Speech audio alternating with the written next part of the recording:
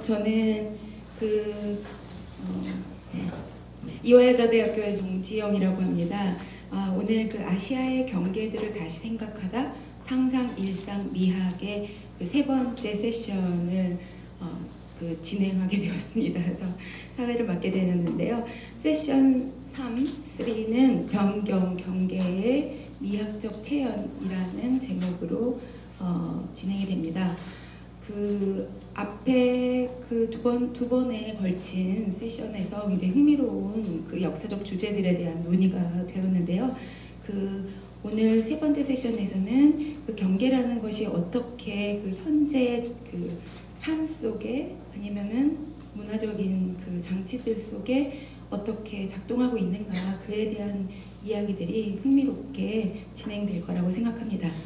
오늘 미리 한 말씀을 드리자면은, 안내 말씀을 드리자면은, 오늘 세 번째로 발표하기로 돼 있던 서울대학교 규장각의 이현정 씨 선생님께서 일제강점기 건축물을 통해 본 우리 문화유산 만들기라는 제목으로 발표를 하게 되어 있었는데요.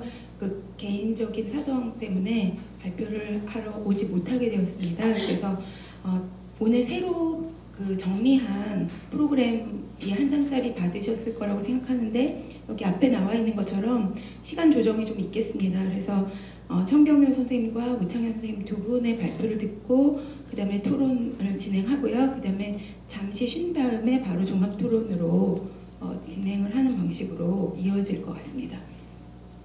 먼저 그러면은 서울대 통일평화연구원에 계신 청경효 선생님께서 새로운 기억, 익숙한 망각, 서울의 고궁과 노스텔지어라는 제목으로 발표를 해주시겠습니다. 감사합니다.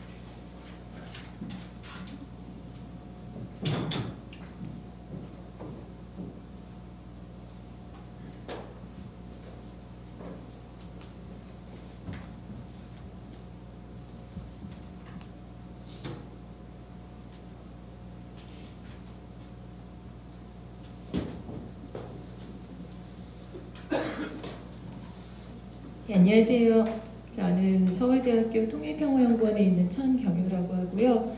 제 소속이 저렇게 나와가지고 오늘 주제와 잘 안 맞는 것 같이 보이긴 하는데, 저는 인류학자입니다. 문화인류학을 했고, 제 전공 주제, 관심 주제는 이제 민족주의라든지 포스트콜로니얼리즘, 그 다음에 박물관 쪽에서 제가 현지 조사를 해서 박물관이나 기념관 이런 쪽에 계속 꾸준히 연구를 하고자 하는 마음은 있는데, 어쩌다 보니까 지금은 통일교육 선도대학 사업을 맡고 있습니다. 오늘은 제가 제목을 이제 새로운 기억, 익숙한 망각, 서울의 고궁과 노스텔지어라고 지어봤는데, 하여튼 서울의 고궁이 요즘 어떤 식으로 소비되고 있는지, 또 그게 민족주의라든지 포스트콜로니얼의 어떤 그런 프레임 안에서 어떤 식으로 해석을 해볼 수가 있을까, 이런 생각을 하면서 아직 진행 중인 연구이고요. 그래서 무슨 대단한 결론이 나오진 않는데 같이 생각해 볼 만한 주제이지 않을까 해서 이제 오늘 해봤습니다. 고궁이라 그러면 여러분들이 다 아시겠지만 뭔가 고루하고 지루하고, 거기다가 한 90년대 말까지만 해도 거의 외국인들이 가는 곳이었단 말이죠. 거기가 외국인들이 단체 관광으로 버스에서 오르락내리락 하면서 들리던 곳이었는데, 이제 유네스코 문화유산 등록도 있었고, 뭐 동북공정 이런 식으로 동북아의 역사전쟁 이런 지평 안에서 갑자기 고궁들이 굉장한 민족과 국가의 정체성의 근원인 듯한 담론들이 생겨나기 시작했습니다.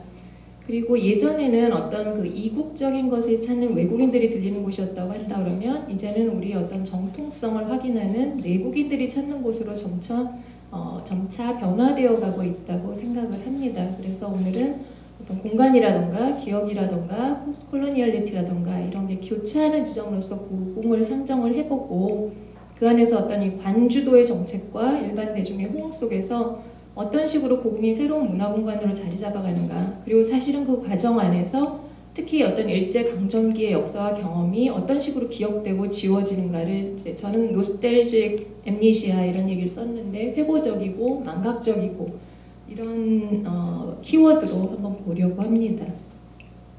그래서 고궁 야간 특별관람 다녀오신 분이 계신지 모르겠는데, 요즘 굉장한 인기를 수년간 끌고 있습니다. 장소는 경복궁과 창경궁과 창덕궁에서 특별 야간 관람이 이루어지고 있고요. 처음 시작은 2010년에 그 서울 G20 정상회의 성공적 개최를 기념한다는 취지에서 11월 9일부터 12일까지 나흘 동안만 일회성 이벤트로 만들어진 것이었습니다. 그래서 개장을 했었는데 엄청난 인기를 몰았었어요. 그래서 첫날 뭐 4만 명이 몰렸다고 하고, 그래서 처음엔 일회성 이벤트로 기획이 됐다가 그리고 그 4만 명이 몰린 것이 외국인이 아니고 당연히 내국인이었다는 거죠. 그래서 이때 취지를 보면은 성공적 개최를 기념하고 우리 궁궐의 아름다움을 전 세계에 알리자 뭐 이런 거였는데, 문화관광부에서 내세웠던 거는 갑자기 내국인들이 엄청나게 몰리면서 그 다음에 일회성이 아니고 계속되는 어떤 정기적인 이벤트로 자리를 잡게 되었습니다. 그래서 지금은 경복궁하고 창경궁은 이제 일반 야간 특별 관람이라고 되어 있고, 창덕궁 같은 경우는 아예 이름이 따로 있어요. 자기들은 달빛 기행이다라고 해서 하고 있고, 경복궁은 3,000원, 창경궁은 1,000원, 창덕궁은 3만 원입니다. 그래서 저게 좀 비싸요. 창덕궁은 사람 수를 100명으로 제한을 하고 이제 기간도 좀 더 그 소요 시간도 좀 길고, 죄송합니다. 이렇게 돼 있습니다. 사실은 덕수궁도 야간 개장을 해요. 덕수궁도 야간 개장을 하는데 덕수궁은 문제가 뭐냐면 경복궁하고 창경궁하고 창덕궁은 반드시 온라인 예매만을 통해서 티켓을 구하실 수가 있어요. 그래서 그 티켓 구하는 게 굉장히 어렵습니다. 보통 기간이 시작되기 전에 일주일 전에 오후 2시에 딱 두 군데 옥션하고 인터파크에서만 그 예매 사이트가 활성화가 되는데 2시에 열리면은 보통 2분 안에 몇만 표가 매진이 돼요. 그래서 이렇게 광크를 해가지고 겨우겨우 따야 되는데 제가 5번을 다녀왔습니다. 그래서 그날은 이제 굉장히 거기에 집중을 하고, 젊은 층 가운데서는 그 표를 따는 게 굉장한, 특히 이제 남녀 간에서 우리 오빠가 이번에는 경복궁 티켓을 구했다가 그 SNS에서 자랑이 되는 그런 수준입니다. 그리고 암표도 굉장히 성행을 해요. 그래서 암표가 그 3,000원짜리 경복궁 표 같은 경우 3만 원 뭐 이런 식으로 올라가고 있고요. 덕수궁 같은 경우는 무료고 이렇게 기간이 안정해 있고 1년 내내 야간 개장을 하는데 오히려 그래서 사람들이 별로 안 찾고 있는 그런 이상한 상황이 되고 있습니다. 언제든지 갈 수 있는 게 덕수궁이라는 거 알려드리고요. 그래서 지금 처음에 시작할 땐 나흘이었고 그 다음에는 상반기 하반기에서 1년에 5일 5일 여럿씩 하다가 작년 같은 경우에는 총 48회 야간 관람이 있었고, 올해 같은 경우에는 총 4분기로 해서 한 번에 한 달씩, 그래서 120회니까 이거 사실은 1년에 3분의 1은 야간 개장을 하는 거예요. 그래서 그다지 이제 특별해 보이지 않는데도 아직까지 그렇게 인기를 끄는 거는 뭘까라는 게 이제 저의 연구 어떤 관심의 시작이었다고 할 수가 있습니다. 잘 안 보이는데 이게 다 사람들이고, 이게 처음 초반에 사람들이 몰렸을 때예요. 이게 지금 광화문 뒤에 긍정전 앞 그 공간이 완전히 사람들로 뭐 인산인해를 이루는 모습인데 잘 안 보이시죠? 네, 아무튼 이렇게 사람이 빼곡이 이 정도였습니다. 처음 열었을 때는 또 근정전 앞에서 뭐 삼겹살을 구워 드신 분들이 있어가지고 문화시민의 수준이 뭐 이래서 해야 되겠냐 뭐 이런 것도 이제 얘기가 되고 그랬어요. 그 다음에 또 하나, 이 야간 관람에 주로 오는 게 사실은 10대, 20대, 30대예요. 우리가 생각하는 그 파고다 공원에 계실 분들이 오시는 게 아니고 20대들이 데이트의 장소로 쓰거나 30대들이 어린 자식들을 유모차에 태우고 오거나 10대들이 친구들끼리 놀러 오거나, 또 하나의 그룹이 출사라고 해서 아마추어 사진 동호회에서 굉장히 많이 옵니다. 이게 처음 그때 개장했을 때 모습인데 첫날 개장했더니 이렇게 많은 사진 동호회 회원들이 와서 야간의 고궁의 아름다움을 담아가고자 했고요.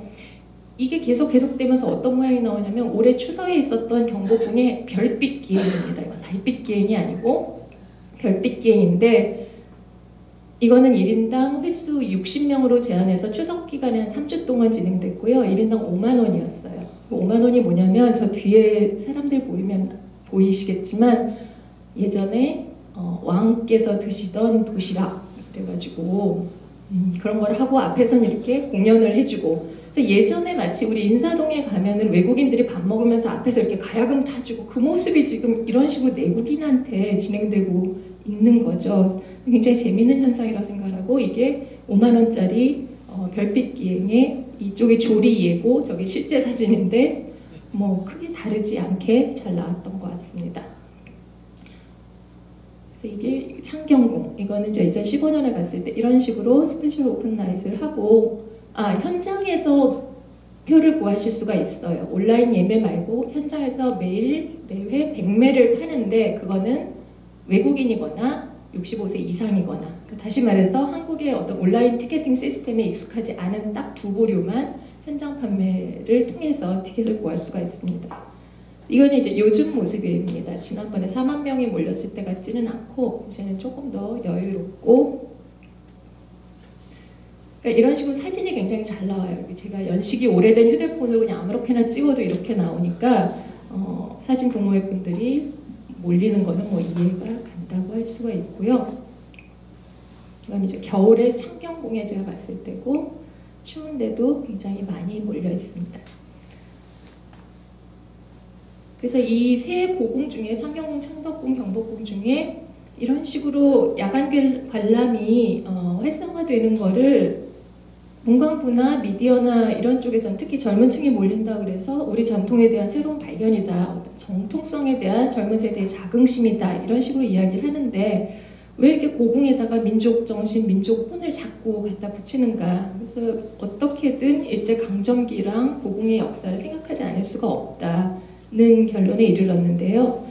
아무래도 뭐 일제강점기 경험하고 가장 관련이 깊은 곳은 경복궁인 것 같고요. 1395년에 법궁으로 건립이 됐다가 임진왜란 때 전소가 되었던 곳이고, 아시다시피 19세기 중반에 흥선대원군이 중건을 했고 1910년에 조선총독부 건물이 이 광화문과 근정전 앞에 들어서게 됐고, 그거에 대해서 민족정기를 누르고자 하는 일본 식민주의의 어떤 의도이다, 악의적인 의도이고 민족정기를 말살하려는 것이다, 이런 식의 해석이 한국사회에서 지배담론으로 자리를 잡아왔었죠.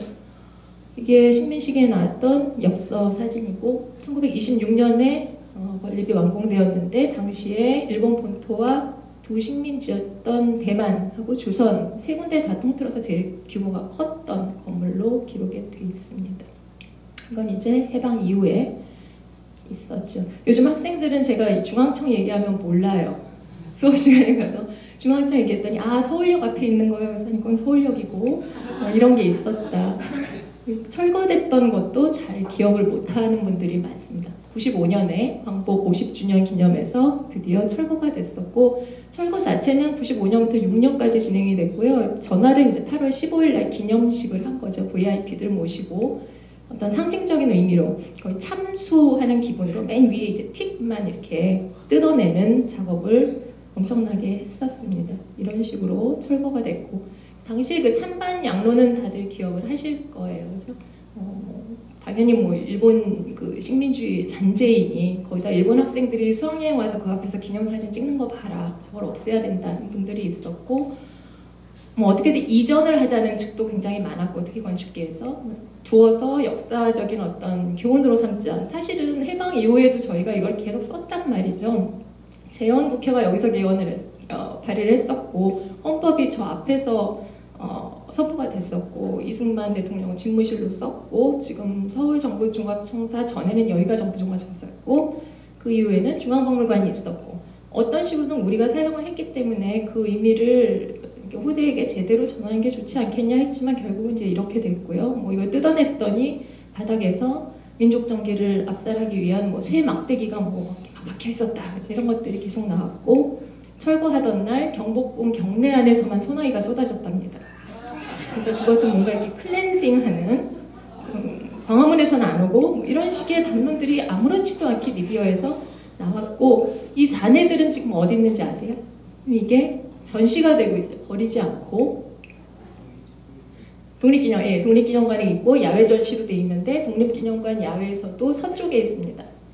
왜냐면 서쪽은 몰락을 해가 지는 곳이고, 보시면 알겠지만 땅도 파서 들어갔어요. 지면보다 아래.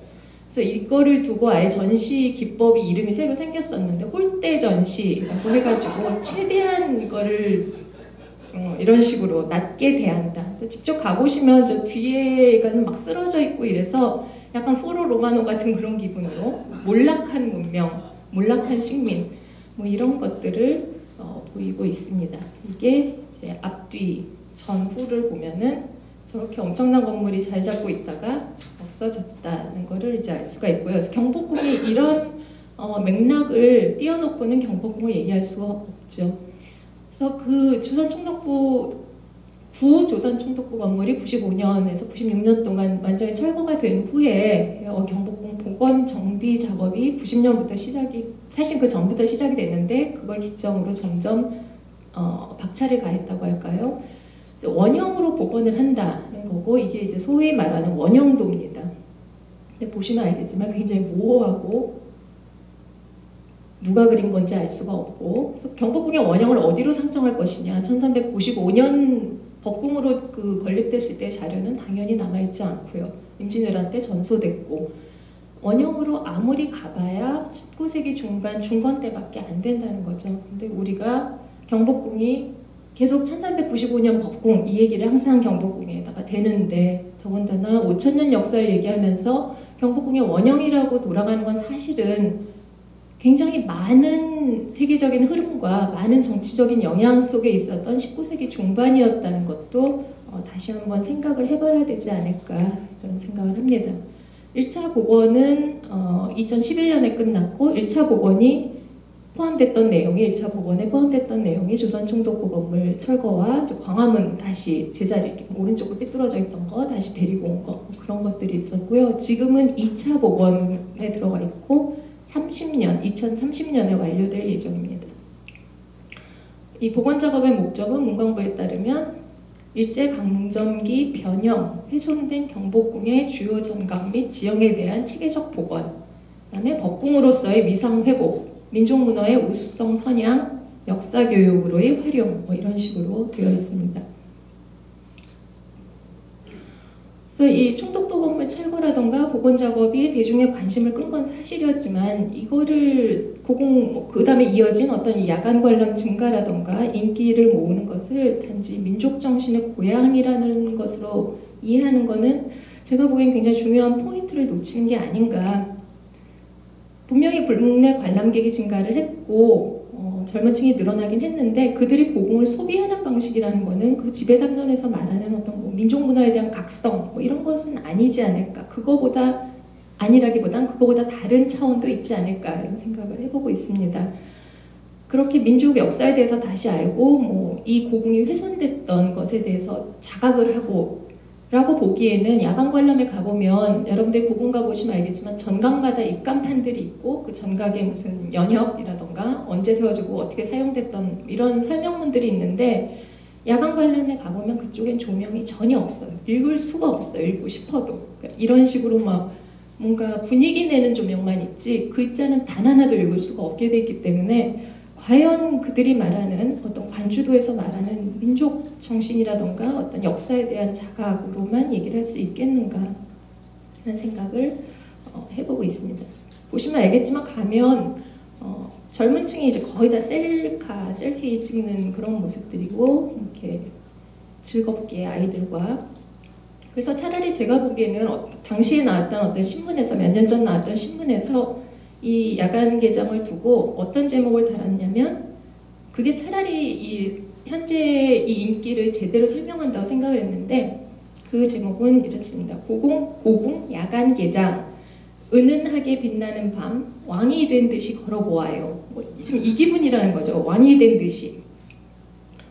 당연히 왕이 저 안에서 산책을 했겠죠. 왕도 하고 왕비도 산책을 했는데 고궁이라는 것이 왕이 산책하던 놀이터가 아니라는 거죠. 국정이 이루어지고 수많은 당쟁과 분쟁과 배신과 여러 가지 일들이 있었던 것인데 그 부분은 더군다나 19세기로 돌아간다 그러면 당시의 제국주의, 식민주의, 강대국의 영향 같은 것들 또 어떤 토속 민족적인 어떤 움직임 이런 것들이 복합적으로 일어났던 역사적 공간인데 그런 것들은 다 소거되고 그냥 고요하고 평온하고 달빛 아래 별빛 아래 산책을 하면서 도시락을 먹는 이런 식으로 모양을 맞춰가면서 거기다가 자꾸 민족 정기를 얘기하는 거는 조금 다시 한번 생각을 해봐야 되지 않을까. 어떻게 보면 관주도의 담론과 대중의 직접 소비 사이에 간극이 점점 벌어지고 있는 상황인데 아무도 그거에 대해 말을 하지 않는다는 생각이 들었습니다. 일제에 의한 어떤 고궁의 훼손을 얘기할 때 빠질 수가 없는 게 이제 창경궁이죠. 창경원으로 1911년에 만들었고 그게 얼마나 치욕스러운 일인가. 그 안에 이제 동물원과 최초의 근대적인 동물원과 식물원이 세워졌었고 이것이야말로 일제가 우리의 고궁을 놀이터로 만든 것이다.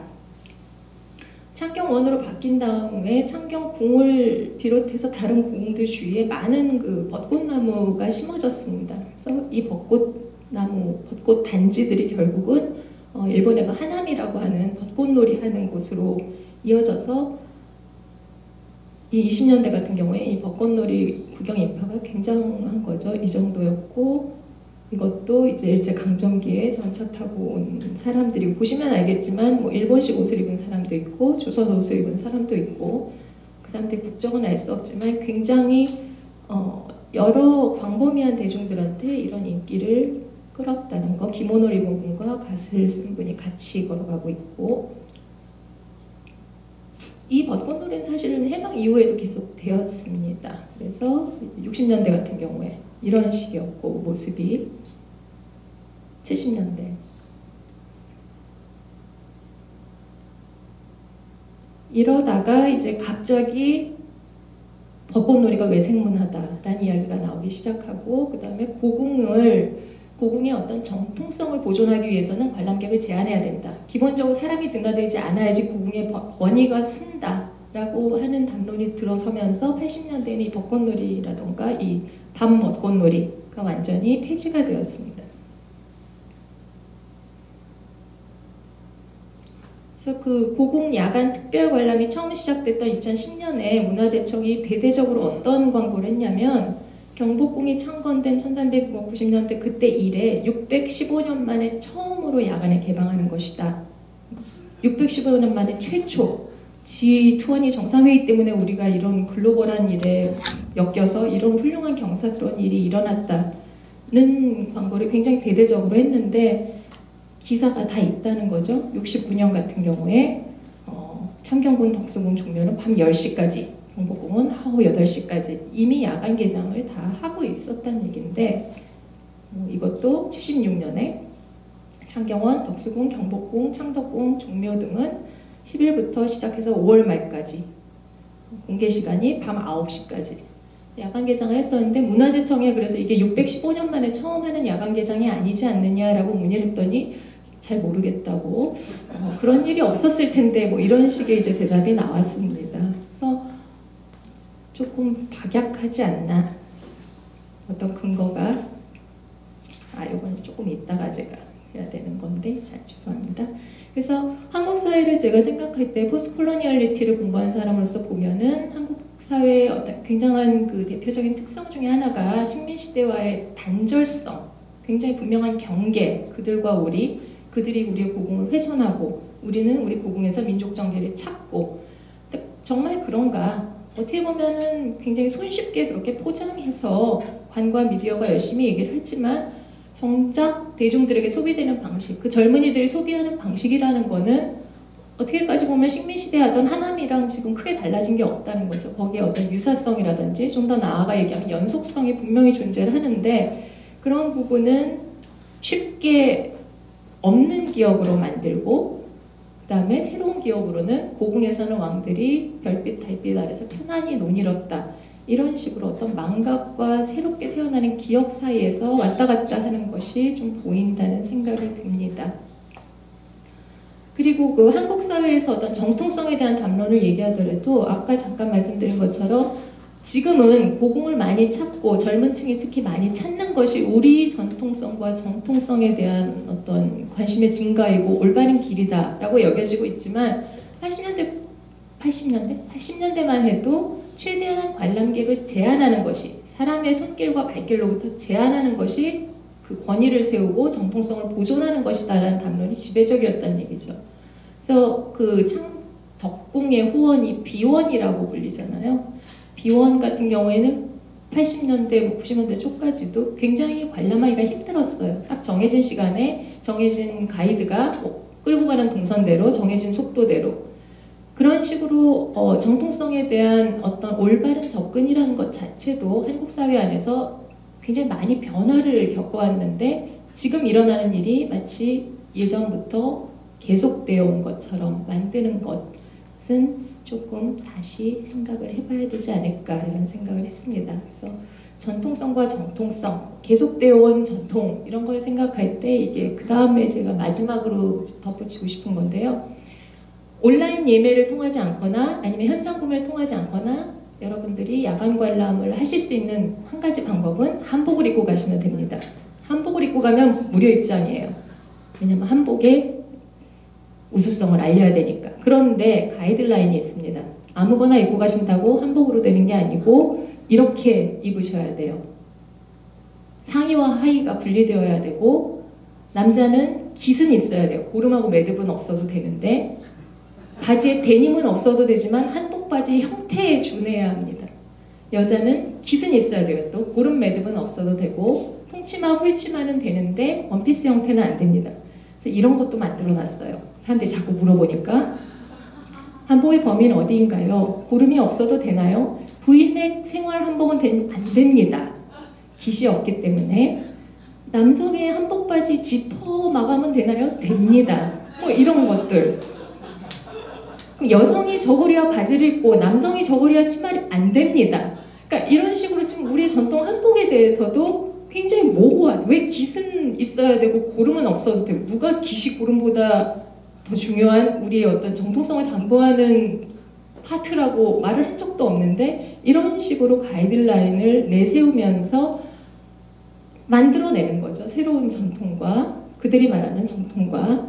그래서 이거에 대해서 당연히 젊은 층에서 이제 반감을 가지고 이런 퍼포먼스가 있었습니다. 이렇게 입고 간 거죠. 당연히 입장이 불가했고 입장이 불가한 근거는 아까 말한 한복 가이드라인에 맞지 않기 때문에 그래서 이제 여자가 남자 형태로 입고 남자가 여자 형태로 입고 무슨 단체였다고 하는데 이들이 이러고 이제 들어가진 못했고 대신 인사동과 강화문 근처를 돌아다니면서 뜻을 피력을 했죠. 그러니까 그 한복 같은 경우도 요즘 고궁 근처에 가보면 고궁뿐이 아니라 광화문 인사동 가보면 젊은이들이 굉장히 많은 한복들 입고 돌아다니고 있어요. 그것도 재밌고 보기 좋은데 이제 그걸 우리 어떤 민족 문화에 뭐라고 얘기를 하기에는 여러분들이 전주에 가면 한옥마을이 있는데 거기에도 비슷하게 굉장히 많은 한복 대여점들이 있고 친구들끼리 몰려와서 한복을 입고 재미나게 놀고 한옥에 한복이 어우러지니 이보다 좋을 수는 없다라고 생각을 하는데 사실 그 빌려주는 한복들 보면 이런 거예요. 그러니까 학생들이 어우동 스타일로 입고 다닌다던가 여기 얼굴은 제가 가렸지만 가운데 분은 남자예요. 그러니까 이 젊은 학생이나 젊은 층은 이걸 굉장히 즐기고 있다는 거죠. 그리고 한복만 있는 게 아니라 요즘은 이런 어떤 복고적인 저거야말로 외색 문화가 그냥 창연한 교복도 주번 이런 거 완장차고 근데 이것들도 젊은 층뿐이 아니라 40, 50대 분들도 가서 다 저 교복을 입고 돌아다니고 계세요. 그래서 지금 대중들이 소비하는 방식과 어떤 관주도에서 나오는 지배담론이 조금 간극이 계속 벌어지고 있는데 모른 척하는 건지 아니면 계속해서 어떤 시대착오적인 행동을 하는 건지를 조금 더 생각을 해보고 다시 연구하는 입장에서 뭔가 무슨 말이든 해야 되지 않을까 해서 이 주제를 잡았었고요. 그냥 마감을 하겠습니다. 그래서 제가 보기에는 더 덧붙일 얘기는 없고요. 어쨌든 그 노스텔직 메모리라 그래서 복고적인 어떤 회고적인 것에 대한 기억과 히스토리컬 엠니시아라고 제가 말을 하는데 어떤 역사적인 망각과 그거 두 개가 합쳐지면서 전통과 정통이 계속해서 이상한 방식으로 재생산되고 있는 게 지금 한국 사회이고 그것이 고궁을 통해서 경계라는 게 어떤 식으로 굉장히 arbitrary하게 만들어지기도 하고 또 그게 대중들에 의해선 또 다른 방식으로 소비되면서 다른 의미를 붙여나가고도 있다는 정도로 발표를 마감을 하겠습니다. 감사합니다.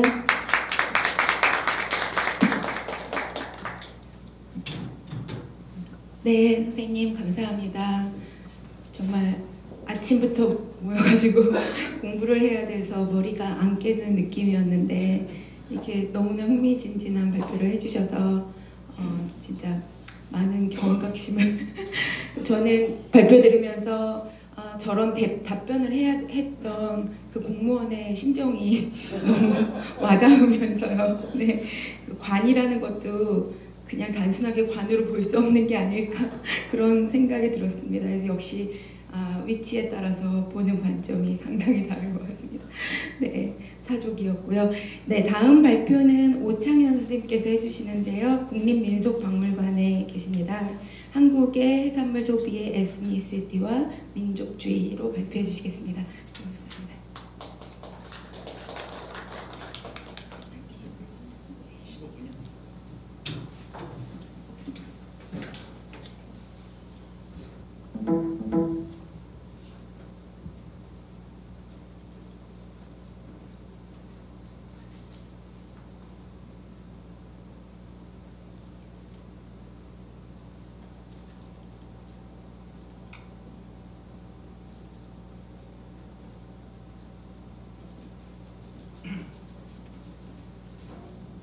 안녕하세요. 저는 그 국립민속박물관에 근무하고 오창현이라고 합니다.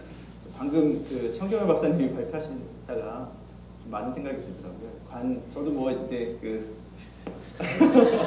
그런 정책을 만들기도 하고, 그다음 또 그런 질문을 받기도 해서 이게 참 어려운 일인 것 같습니다. 그러니까 보면 이게 사실 국가에서 예산이 아마 저게 예산이 수반되기 때문에 그런 거고, 또 경복궁에 들어간다는 게 이제 무료 입장이라든가 이제 그 정책적인 게 수반이 되기 때문에 그 정책을 수반할 때 가장 그 쉬운 근거로 되는 방식은 사실 민족주의가 가장 쉽기 때문에, 특히 문화계에서는 사실 그게 그 어떠한 논리보다 가장 쉽고 빠른 방식으로 전달이 됩니다. 그러니까 그게 뭐랄까, 그게 정책 담당자 입장에서, 제가 왜 이런 변명을 해야 되는지 모르겠지만 정책 담당자나 혹은 이제 그 정책을 진행하는 입장에서는 이제 그것들이 이제 뭐랄까요, 실제 그거를 승인하고 그 다음에 승인하는 그 행정가 혹은 승인하는 이제 그 정책가들에게 가장 쉽게 읽히는 방식이 민족주의고, 또 그런 것들이 있어서 아마 그거를 정책을 세우는 사람도 알 텐데 그게 실제로는 적용이 잘 안 되는 게 아닐까, 뭐 이런 생각이 제가 들었습니다. 네, 이제 제 발표로 넘어오겠습니다. 예, 저는 이제 그 해산물 소비의 종족성과 민족주의라는 것으로 발표를 하겠는데요. 사실 저는 그 처음 시작은 뭐 농촌 공동체에서 연구를 시작해가지고요. 그러다가 이제 뭐 어업 기술 쪽으로 좀 많이 넘어갔습니다. 그래서 어업 기술 연구를 하다가 주로 뭐 그 한국과 일본 그리고 중국의 바다라는 게 같이 있는데 도대체 같은 바다를 두고 어떻게 기술 형태가 발전했는가, 그리고 문화 형태는 어떻게 다른가, 뭐 이런 걸 연구했거든요. 그래서 연구하다가 이제 기술 형태를 연구하다 보니까 이 기술이 이렇게 상호간에 다르거나 아니면 그 차이에서 오는 것들이 이제 문화와 연결이 되게 강하다. 그러니까 문화 양쪽에 갖고 있는 소비 방식 그리고 문화 연구가 강하다. 뭐 이런 식으로 그 이야기를 끌고 나가다가 요 근래에는 뭐 이제 식생활 이런 쪽으로 좀 돌아와서, 그러니까 우리가 지금 먹고 있는 일상찬에서 먹고 있는 그 음식들 있지 않습니까? 그래서 뭐 멸치볶음이라든가 아니면 뭐 아주 넓게는 뭐 김치라든가 뭐 김치에 들어간 젓갈이라든가 이런 것들의 뭐 기원이라든가 아니면 현대에서의 소비 방식 뭐 이런 것들을 연구하는데요. 오늘 발표드릴 거는 좀 개략적인 이야기가 될 것 같은데요. 그 아무래도 트랜스내셔널이라고 돼서 좀 뭐 내셔널리즘과 한번 연결을 시켜봐야겠다 이렇게 생각을 해서 한번 이야기를 시작해봤습니다. 그 뭐 뒤에는 좀 그 사진이 좀 많이 보여드릴 텐데요. 앞에 보면 사실 그 모든 공동체들은 다 상상에 의해서 구성된다라는 것이 그 일반적으로 이제 받아들여지고 있다고 생각을 하는데, 근데 그 근대 민족 공동체의 특징은 그러면 어떤 상상을 하게 되는가라는 것을 좀 생각해보자, 이렇게 오늘 발표고요. 또 하나는 근래에 들어서 이제 뭐 한국의 민족주의를 얘기할 때 꼭 앞에 에스닉이라는 표현을 많이 붙이게 되는데요. 그래서 에스닉을 기반으로 상상되는 공동체란 과연 무엇인가라는 이야기를 하게 될 것 같습니다. 그래서 그 기존의 그 민족주의에 대한 혹은 그 민족주의 근대 민족주의 이전에 대한 여러 가지 가정들을 보면 그 상층에서는 굉장히 공유되는 문화들이 있고 뭐 이제 갤러의 가정일 수도 있는데요. 이제 그다음 그 하층에서는 그 집단별로 굉장히 구분되는 그 분절되어 있는 공동체, 소규모의 농촌 공동체 혹은 어촌 공동체들이 존재한다, 이런 식의 가정이 있는데, 이건 좀 한국 사회에 잘 맞지 않는 것 같다라는 게 그동안의 제 생각이었고요. 그 이유 중에 하나는 그 양반화라고 하는 그 근대 시기에 있었던 혹은 이제 그 조선 후기에 있었던 강력한 그런 그 문화적 과정 때문에 그런 그 각 지역별 그리고 그 다음에 그 공동체별에서도 굉장히 상층부와 유사한 형태의 문화적 과정들이 나타나고 또 그것들이 하나의 공유된 문화를 만들어서 그 에스닉시티라는 것들이 되게 조선 후기가 되면 강력하게 발생한다라는 게 제 가정입니다. 그래서 근데 이제 그 기존의 이제 에스닉 민족주의를 그 주장하시는 분들을 보면 마치 에스닉이라는 게 이제 요새 이제 민족주의로 가기 위한 뭐 하나의 자원, 그 다음에 그리고 그것들이 이제 호출되기 위한 하나의 이제 그 상상의 근거라고 하는 것들을 이야기를 하시는데 그거보다는 오늘 제가 말씀드리려는 건 좀 더 이제 에스닉이라는 것 자체가 하나의 문화적 과정에 의해서 발생한다라는 것들을 조금 말씀드리면서 이야기를 시작해 볼까 합니다. 지금 방금 보시는 거는 이제 그 갤러의 책에 나왔던 그런 가정인데요. 그래서 그 상층부는 굉장히 수평적 계층화로 이제 수평적으로 이제 그 문화가 공유되고 있고 이제 그 농업 생산자 공동체는 이제 분할되어 있는 모습을 볼 수가 있는데요. 그 대체로 아직까지도 이런 가정이 많이 이렇게 공유되고 있는 것 같아서 한국 사회를 연구할 때 한번 그 서두에 말씀드려봤습니다. 이건 이제 제사상인데요. 이제 그 저희 집에서도 거의 유사한 제사를 하고 있습니다. 근데 요새는 얼마나 지금 제사를 하고 있는지 모르겠지만 제가 가끔 이제 박물관에서 강의를 해보면 그래도 아직 상당한 그 참여자들의 상당수가 제사를 벌이고 있는데 되게 정형화되어 있다는 게 일단 말씀이고요. 그리고 또 하나는 사용되는 재물들이 그 표준화되어 있다는 게 제 말씀입니다. 그래서 이거 같은 경우에는 이제 묘 앞에서 쓰는 이제 묘제인데요.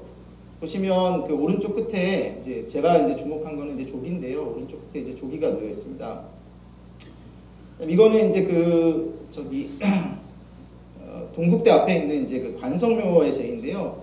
원래 관성묘가 있었던 곳은 그 군대가 주둔했던 곳이라서 아마 거기에 주둔했던 군대의 제사가 아닐까 하는데 지금은 이제 그쪽 지역 마을의 제사가 되었고 지금은 이제 그 도시개발 때문에 마을이 아니라 이제 원주민의 제사가 되었는데요.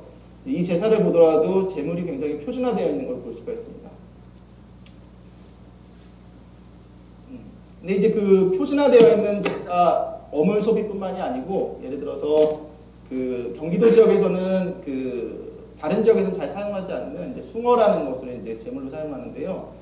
이제 숭어 외에도 이제 전국적인 시장에 사용되는 이제 그 조기 이런 식으로 그 한 제사상에 그 국지적인 시장에서 유통되는 그 제례품과 전국적인 시장에서 유통되는 제례품이 동시에 놓여 있다라는 것입니다. 이제 이거는 이제 가장 뭐 우리 유교의 이제 전형이라고 얘기되어지고 근래에는 뭐 유네스코까지 올린다고 하고 있는 이제 불천이 제인데요. 역시 여기서 보면 약간 그 제물의 형태는 다르지만 그 보시다시피 이제 그 오른쪽 밑에 사진에 보시다시피 그 사용되는 어물 형태는 이제 전국 시장에서 유통되는 것과 국지 시장에서 유통되는 것이 둘 다 놓여 있는 것을 알 수 있습니다.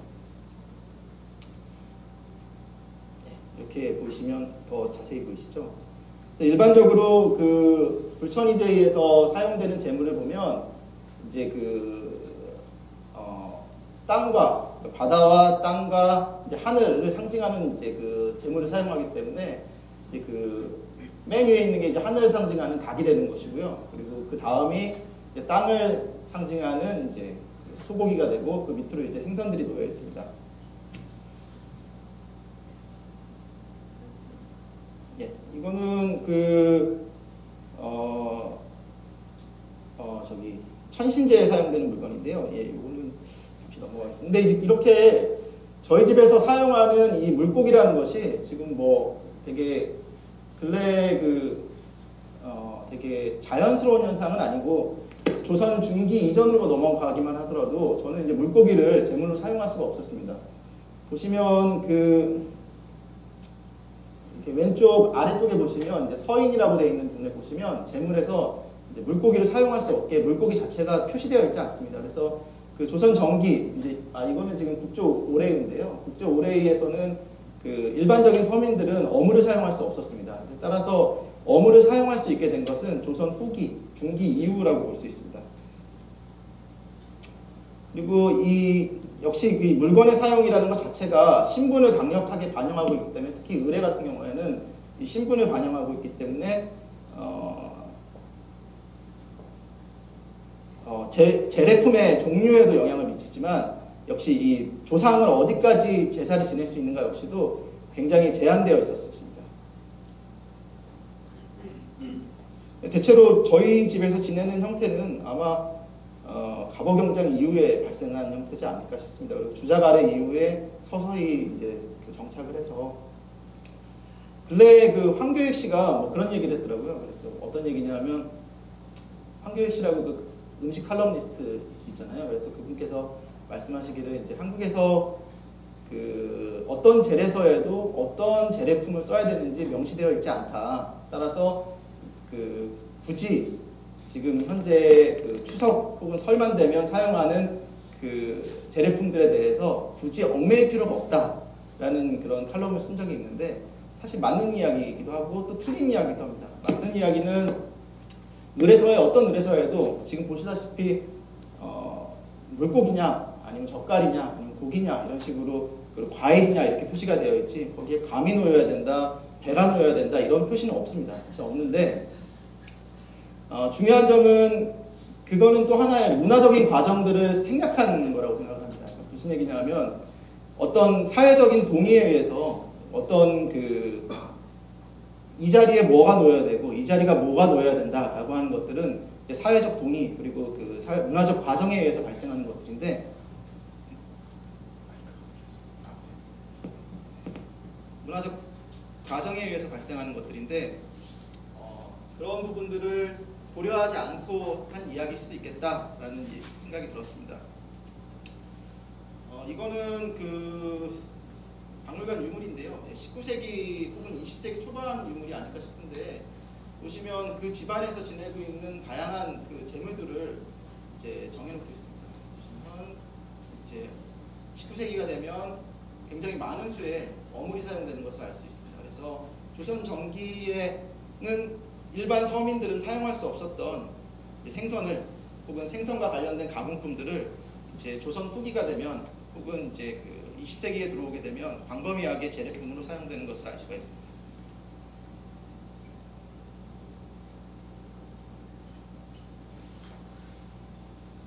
근데 이제 근래 얘기를 좀 넘어오게 되면, 이거는 이제 부산 자갈치 시장의 이제 그 명자상회라고 하는 곳인데요.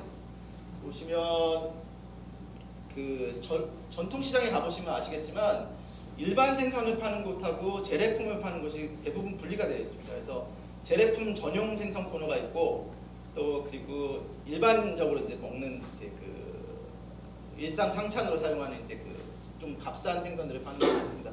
물론 제례품이라고 비싼 것은 아닌데요. 여기에 오시면 이제 각종 그 제례에 사용되는 물고기들이 이제 놓여 있는데요. 제가 그 부산 자갈치 시장 이걸 찍으러 간 건 한 2년 전인데, 사실 가서 좀 놀랬던 게, 의외로 조기가 너무 많아서 놀랐습니다. 조기가 너무 많았고, 그 다음에 조기의 그 크기가 좀 커서 놀랐는데, 작년에 다시 조사를 하면서 알게 됐는데, 이 조기가 국산이 아니라는 사실입니다. 그래서 국산이 아니었고, 사실 그 서두에 좀 말씀을 드렸어야 되는데, 이 조기라는 것은 주로 서해안 그리고 남해안에서 이제 진해 앞바다까지 이제 어획되던 물고기인데, 실제 소비 지역은 그거보다 훨씬 넓었습니다. 그래서 조선 후기 혹은 뭐 19세기 후반이 되면 대체로 전국 유통이 됩니다. 그래서 뭐 서해안에서 잡힌 물고기가 그 동해안 뭐 강릉 지역에 가서, 조기가 이제 강릉 지역에 가서 이제 마을 제사의 제사품으로 사용된다든가, 아니면 조상 의례에 사용된다든가. 그러니까 다시 말해서 이게 그 물고기 소비에서 중요한 것은 자기 앞바다에서 생산된 물고기를 내가 그 마을 제례나 의례품으로 사용하지 않는다는 게 한국 그 물고기 소비의 되게 중요한 특징 중에 하나인데요.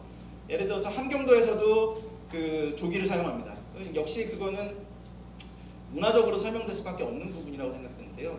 그 부산에서도 역시 이런 현상 볼 수가 있었는데, 제가 말씀드린 점, 또 이 경상도 지방에 가면 이 보시면 왼쪽에는 조기가 있고 오른쪽에는 이제 상어가 있습니다. 그래서 경상도 지방의 고향이신 분들은 이제 돈백이라고 들어보셨을 텐데요. 과거에는 이제 경주, 그러니까 경상북도하고 이제 남도 일부, 그리고 이제 거제도가 아니라 그 전라남도 이제 동남부 지역에서 많이 사용되던 재래품인데요. 근데 돈배기가 있는데 역시 두 개 다 사실은 조기나 뭐 상어 같은 경우에는 이제 그 지역적 에스닉시티를 반영하기도 하고, 또 이제 그 뭐 크게 보시면 이제 홍어처럼 나중에 국가적 에스닉시티를 반영하게도 이제 변경될 수 있는 물건들이긴 한데, 제가 여기서 말씀드리고 싶은 거는 굉장히 에스닉한 제품들임에도 불구하고 두 개 다 수입품이라는 사실입니다. 그리고 여기는 이제 그 대구 옆에 있는 영천시장인데요. 여기도 이제 제식품 골목인데 여기서도 마찬가지로 볼 수가 있습니다. 혹시 레이저 포인트 같은 거? 그 원산지 표시를 보시면 가장 중요한 거는 재래품으로 사용되는 그 제품들은 전부 수입산이라는 것을 알 수가 있는데요. 예를 들어서 돈배기 같은 경우에는 지금 원양산이라고 써 있는데 오른쪽 끝에 보시면요. 네, 근데 이거는 여기 보시다시피 이제 싱가포르 남쪽해에서 호주 북부해에서 이제 들어온 것입니다. 그래서 호주 북부해에서 이제 보통 한국 원양어선이나 혹은 이제 중국 원양어선이 잡으면 이제 한국 상인들이 가서 이제 선별을 합니다. 사실 왜 선별을 하냐면 모든 생선이라는 건 빨리 상하고, 그리고 그 처리 방식에 따라서 그 가격 차이가 심하게 나기 때문에 이제 한국 상인이 가서 이제 선별을 하게 되고, 그 선별한 거를 이제 부산 상인이 이제 선별을 하게 되면 이제 부산에 가져오게 되면 이제 그 경상남도와 북도에 있는 이제 각 지방 상인들이 부산에 모여가지고 이제 그것을 이제 띄어가게 됩니다. 도매로 띄어가게 되고, 그것을 다시 시장에서 이제 재분배하게 되는데요. 보시면 그 돈배기 같은 경우에는 이제 원양산이고, 이제 귀상어도 이제 돈배기에 사용되는 중요한 이제 그 상어의 종류 중에 하나인데요. 역시 이것도 이제 그 싱가포르산이고, 명태는 이제 아시다시피 굉장히 중요한 재래품인데 이건 러시아산이고, 1990년대 이후에 한국과 러시아가 마찰이 있을 때, 혹은 이제 그 러시아에서 한국이 뭔가 이렇게 문제가 생겼을 때 러시아에서 가장 쉽게 꺼내는 방식이 명태 그 수출 TO를 줄이는 방식인데요. 그러니까 예를 들어서 한국 입장에서는 명태 소비를 해야 되는데 직접적으로 생활에 문제가 생기기 때문에 이제 항상 그 뉴스나 신문에 나오게 된 이야기인데요. 그다음 밑에 보시면 이제 청어가 있습니다. 청어 같은 경우에는 과거에는 전국적으로 사용되던 그 재래품인데요. 지금은 그 사용 범위가 굉장히 줄었습니다. 그래서 지금 노르웨이산으로 되어 있는데 청어를 노르웨이에서 수입하기 시작한 거는 굉장히 빠릅니다. 언제부터 수입하기 시작했냐면 19세기 말부터 이제 그 유럽산을 수입을 하기 시작하는데, 그 이유는 그 기후 변화 때문에 19세기 말에 청어 어획량이 굉장히 급격하게 감소하게 되는데, 급격하게 감소할 때 이제 그거를 방어하는 방식이 청어를 수입하는 방식이 가장 좋겠죠. 수입은 일본을 통해서 수입을 하게 되는데요.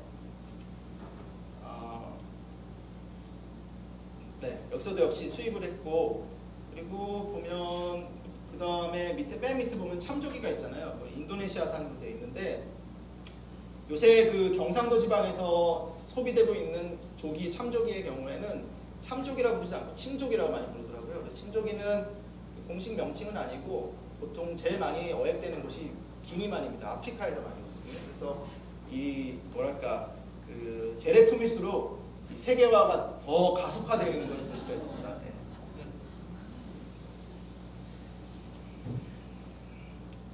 근데 또 한편으로 또 보시게 되면 한우의 한숨, 굴비의 비명 이런 게 있지 않습니까? 그래서 그 근래 이제 김영란법과 관련돼서 가장 열심히 들고 일어난 사람들이 이제 한우 업자들하고 그다음에 굴비 가공업자들인데요. 사실 한우하고 굴비, 그러니까 소고기하고 이제 조기의 그 선호라든가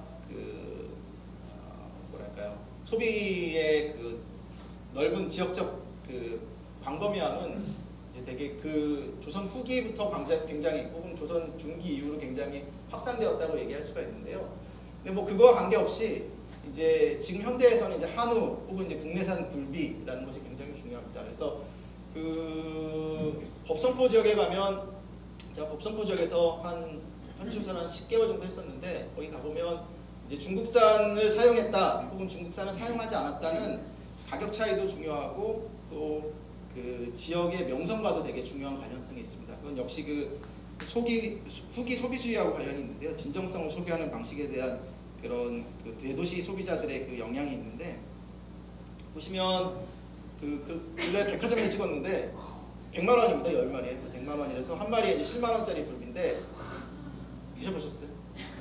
저는 법성파에 있을 때 몇 번 먹었어요. 근데 가격이 좀 많이 올랐어요. 그러니까 지금 이 국내산 어획량이 점점 떨어지면서 거기에 반해서 이제 그 수요 자체는 늘어나면서 이제 한 2배 정도 오른 것 같아요. 제가 보니까 원래 한 60만 원, 50만 원 선이었는데 근래 100만 원까지 올랐는데, 사실 이제 이게 자기 집에서 이걸 사서 먹는 사람은 없잖아요. 없죠. 이건 다 선물용이죠, 사실은. 예, 근데 생각해 보면 왜 그러면 조기를 선물할까라는 반대로 생각을 해보면 이제 그 다른 비싼 물고기도 있을 텐데 혹은 다른 제품도 있는데 조기를 왜 선물할까 생각을 해보면 에스닉적인 보통 에스닉이라고 하면 이제 일반적으로 선호가 공유되고 있는 그 물건을 선물하는 것이 가장 편리합니다. 왜냐하면 상대방이 거부할 가능성도 별로 없고 그 입맛이 이미 보편화되어 있다라고 우리가 인식하고 있기 때문에, 심지어 상대방이 그것을 싫어한다라고 할지라도 그것에 대해서 기분 나빠하지 않는다는 거죠. 왜냐하면 우리가 이미 공유되고 있는 어떤 그 문화적 가치 안에서 선물이기 때문에. 이건 아까 방금 제가 언급드린 그 한국이 확보한 러시아 명태 커터인데요. 보시면 이게 뭐 명태 커터가 점점 줄고 있죠. 사실 그 러시아 캄차카 반도 쪽에서 활동하고 있는 명태 어선에 그 과거에는 한 50%까지가 한국 어선이었어요. 그러니까 그게 이 커터라는 거는 러시아 사람이 잡아서 우리한테 주는 게 아니고 러시아 자체의 어선이 없기 때문에 우리 어선이 직접 가서 이제 잡을 수 있는 양도 지금 그 오른쪽 밑에 보시면 그 올해 있었던 이제 올해가 작년인가요?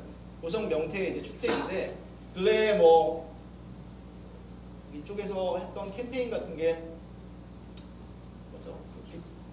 동해 바다에서 명태를 한 마리 잡아다가 갖다 주면 한 마리에 뭐 20만 원, 50만 원 이렇게 쳐주는 그런 게 있었어요. 왜냐하면 그 명태 자체가 씨가 마르니까 이제 그걸 양식을 하기 위해서. 그래서 금년에 아마 이 양식이 일부 성공한 것 같아요. 그래서 이제 그 양식이 성공했다는 거는 이제 제가 쭉 읽어보니까 그 가두리 양식이 성공했다는 건 아니고요. 이제 그 인공부화가 성공을 해서 한국에서 강제로 인공부화를 시키면 얘가 이제 바다를 떠돌다가 나중에 다시 한국에 들어왔을 때 잡는 방식이 되는 거죠. 근데 이제 문제는 제가 생각하기에 문제는 얘네들이 어차피 또 캄차카 반도를 갈 거거든요. 이 명태들이. 그리고 이게 1년산이 아니고 한 3년산 이상이 돼야지 먹을 수가 있는데 갈 거고, 혹은 이제 북해도 이제 홋카이도 쪽으로 갈 텐데 그 다음에는 또 어떨까? 그럼 결국에는 러시아 또 커터로 해가지고 또 수입해야 될 텐데 좀 여러 가지 생각이 들더라고요. 그래서 결국에는 러시아 사람들은 명태를 잘 안 먹으니까 뭐 그런가 싶기도 하고,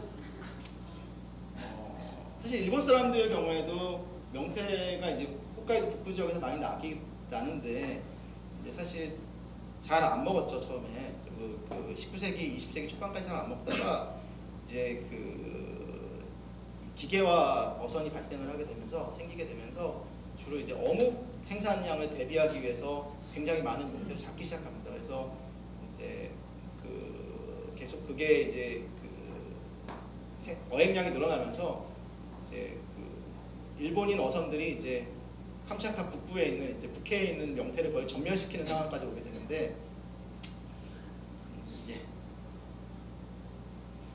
이건 이제 조기입니다. 조기. 역시 또 마찬가지로 조기 역시 이렇게 구분을 이렇게 해놨어요. 그래서 뭐 국산이니 중국산이니 구분을 해놨는데, 기니아산이라고 하는 이 조기는 이제 침조기라서 아까 말씀드렸던 이제 경상도 남북도에서 많이 잡히는 소비하는 조기인데, 왜냐하면 이제 서해안에서 멀리 갈수록 이게 유통되기가 어려우니까 이제 좀 유통되기 어려운 지역에서는 이제 수입산을 더 많이 사용하는 것 같습니다. 많이 사용하는 조기인데 그 위 두 개는 사실 구분이 불가능합니다. 불가능하고 뭐 법성포 상인들도 거의 구분이 불가능하대요. 다만 이제 그 어선의 차이죠. 어떤 어선이 잡느냐의 문제고. 근데 오른쪽 밑에를 보시면 그 에스닉한 그런 대상을 가지고 지역 산업이라든가 지역 그 사회가 부흥하는 걸 볼 수가 있습니다. 그 법성포 같은 경우에는 호수가 한 300호, 400호, 1000호 정도 됩니다. 1000호. 전체 포 전체 1000호 정도 되는데 그 1년의 매출액이 한 5년 전쯤에 지금 말고 5년 전쯤에 거기서 불비 산업으로 매출하는 게 한 3천억 정도 됐습니다. 그래서 뭐 1인 기업, 2인 기업 이런 경우에는 보통 1억 정도의 소득을 올릴 수가 있는데요. 그래서 그때 고민을 참 많이 했었습니다. 거기 정착해서 1년에 설날하고 추석에만 일하면 1억이 생기는데 공부하기도 좋은 거 같고 그래서 계속 머무는 게 낫지 않을까 이런 생각 많이 했습니다. 이 근래에는 근데 그런 게 많아요. 사실 근래 화성 지역에 가면 이제 그 갯벌이 사실 엄청나게 없어졌는데 그 반대급부로 갯벌이 남아있는 지역에서는 그게 또 엄청난 가치가 됩니다. 그래서 어떤 그 되게 과거에는 못 살던 항구가 있었는데 포구가 있는데 그 포구에 갔더니 뭐 낙지라든가 아니면 이제 그 바지락 이런 것들을 잡는 곳인데 거기서 그 가구가 한 80가구 정도 되는데 가구당 소득이 1억이 넘어요. 그것도 그 전부 다 채취해서 판매하는 걸로.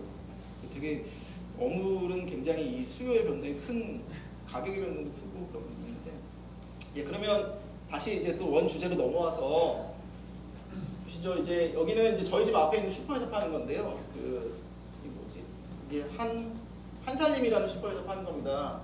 근데 이게 가격이 그때 보시면 5마리, 6마리 정도, 5마리 있고 가격이 23만 5천 원 정도 되거든요.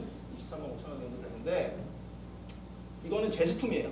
그때 이제 그 추석쯤이 돼서 제수품으로 사용하라고 이제 고급 생선을 갖다는 거죠. 그래서 뭐 저희 어머니는 아마 안 사실 것 같긴 한데 그리고 오른쪽 밑에는 이제 그 전통시장에서 팔고 있는 조기인데 저거 같은 경우는 저렇게 많아도 한 2만 원 선입니다. 2만 원, 3만 원 그 미만입니다. 자 그러면 이 두 가지 현상을 어떻게 볼 것인가? 과거에 이제 조선시대에 한 몇백 년간 그 모두가 동일한 의례를 펼치기 위해서 혹은 양반이 되기 위해서 뭐 그 호적상의 양반이 아니라 이제 그 문화적인 의미의 양반이 되기 위해서 이제 의례라는 것을 동일하게 만들어 왔고 그 다음에 제수품을 동일하게 소비하려고 하는 이제 선호들이 발생을 했는데 예, 다 정리 끝났습니다. 이제 됐는데 한쪽에서는 이제 수입산을 사용하고 있고 한쪽에서는 굉장히 이제 고급화되어 있는 이제 국산을 사용하는 이 두 가지 극단적인 현상을 어떻게 설명할 것인가라는 생각이 들었습니다. 그럼 이게 도시와 지방의 차이인가? 그러니까 다시 말해서 그 경제력의 차이인가? 혹은 그 도시와 지방의 문화적 그 이질성의 차이인가? 그러니까 다시 말해서 그 지방에서는 좀 더 공동체 문화 혹은 이제 가족 문화가 많이 남아 있어서 사실 제사상에 물건을 바꾸는 건 되게 어려워요. 그 바꾸려고 하면 이제 또 가족들이 이제 모이게 되면 이제 그 한 소리씩 하니까 이거 왜 이렇게 했느냐, 아니면 이렇게 왜 이러느냐. 혼자 살면이야 당연히 제사품에 자기 마음대로 바꿀 수 있죠. 또 그것도 어려울 수도 있어요. 왜냐하면 그 어떤 의례라는 것은 이렇게 주어지는 경우가 많아서 자, 그럼 어떻게 되느냐? 그럼 양자의 그 에스닉 대상의 전유 방식의 차이인가 이런 것이 하나의 그 논의가 제가 오늘 보여드린 논의의 함의일 수 있을 것 같고요. 두 번째는 그 역사적 과정으로서 에스닉화라는 것을 좀 봐야 된다.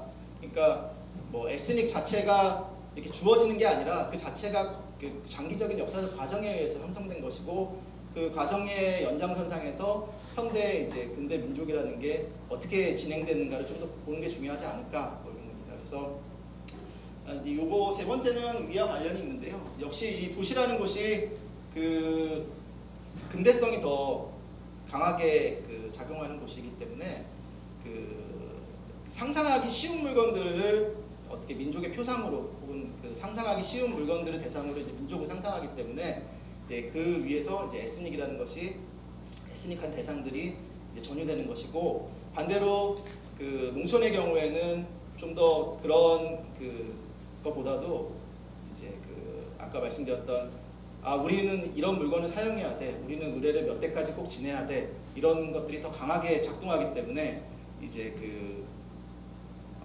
수입품이냐 국산이냐가 중요한 것이 아니라 어떤 대상을 사용하냐가 중요한 것이라는 얘기죠. 그러니까 지방에서는 다시 말해서 전근대사에서 뭐 그게 노르웨이에서 왔던 뭐 북해도에서 왔던 뭐 명태가 러시아에서 왔던 그것이 중요한 게 아니라 그 대상이 우리 집 재래품 의뢰상에 올라가야 된다는 것이 중요하던 시대가 문화가 있고, 또 하나는 그것들이 중요한 것이 아니라 좀 더 이제 그 민족을 상상하기 쉬운 것, 그리고 또 더 좋은 물건이 올라가야 된다. 그 좋은 물건은 무엇이냐? 그러면 생각했을 때 뭐 수입품보다는 국산이 더 좋은 물건이다. 이런 것들이 작동하기 쉬운 문화라는 것이 우리 한국 사회에서 동시에 작동하고 있다는 것을 이제 알 수가 있을 것 같습니다. 다들 이해지만. 네. 근데 뭐 한 가지 또 말씀을 드리면, 이제 뭐 아까 전에 그 천경월 박사님하고 아까 서두에서 발표 전에 그 임지연 교수님하고 말씀 나누다가 들었는데, 이러한 과정이 우리나라에서만 일어난 건 아닙니다. 그러니까 제가 관심을 갖는 거는 한 2페이지만 제가 방금 넣었는데 앉아서, 이거는 똑같은 과정이 일본에서도 일어나요. 일본에서도 동일한 과정이 일어나는데 다만 대상이 다릅니다. 대상하고 소비 방식 그리고 의뢰 방식이 되게 다르게 나타나는데, 제가 여기서 보시는 건 이제 도미의 사례인데요. 역시 그 뭐 여러 가지 의뢰의 상징, 그 다음에 그것들로 나타납니다. 그리고 이런 것들이 식민지기에 영향을 많이 미치고 또 한국 사회에 영향을 많이 미친 면이 있습니다. 그런 것들이 한번 마지막에 좀 넣어봤습니다. 네, 감사합니다.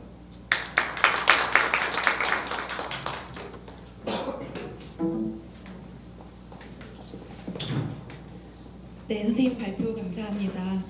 정말 한국에서의 이제 의뢰라는 문제와 해산물 이런, 그리고 그 해산물이 아니라 명태 글로벌한 삶 이런 것들에 대한 결국은 어느 어선이 잡느냐에 따라서 국산인지 아닌지 이렇게 판명되는 이런 이야기들이 같이 교차되어서 여기 안에 어떻게 민족주의라는 것이 이렇게 선명하게 딱 민족주의라는 이름으로 작동하고 있지는 않지만 그 안에 또한 그 자본주의, 상업주의 뭐 이런 것들과 민족주의가 어떻게 결합돼서 그 구체적인 소비로 나타나게 되는지 이런 것들에 대한 많은 그 질문들을 던져주는 흥미로운 발표였던 것 같습니다.